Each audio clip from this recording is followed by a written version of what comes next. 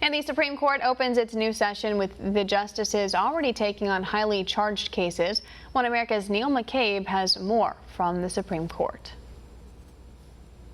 The Supreme Court opens its new session on the first Monday of every October, and coming right out of the gate, justices will be hearing cases dealing with the 1964 Civil Rights Bill, abortion rights, and whether or not the federal government can force states to offer defendants the insanity defense. The first case out of the docket Monday morning revolved around whether the state of Kansas is allowed to have no insanity defense, and it pulled into the debate the Eighth Amendment's ban on cruel and unusual punishment and the 14th Amendment's call for equal protection under the law. The second day of this session brings two similar cases. 55 years ago, conservatives added sex discrimination to the 1964 Civil Rights Bill as a way to defeat it.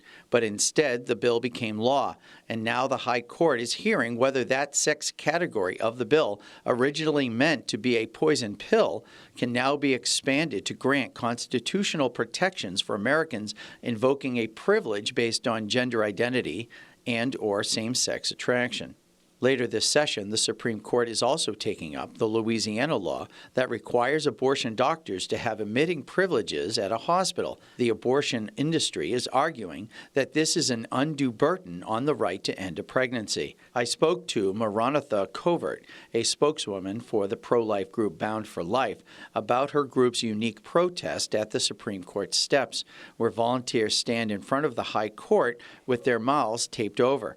Here's what she had to say. All these young people having red tape over their mouth with the word life on it, and we knew that it was a meaning to pray for the ending of abortion, so the red life tape over our mouth, we identify with the unborn in the womb, praying that Jesus would come and end abortion. Finally, Washington continues to buzz about the health of Justice Ruth Bader Ginsburg after her fourth bout with cancer. Although it is a lifetime appointment to the Supreme Court, there is a tradition of justices retiring when the party that put them on the High Court controls the White House, thus keeping that seat in the party.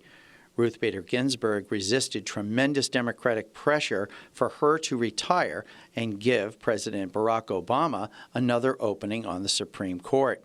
Now, if she leaves the court, that opportunity goes to President Donald Trump. So her ongoing recovery is going to be part of the Supreme Court narrative this session. Neil W. McCabe, One America News at the Supreme Court.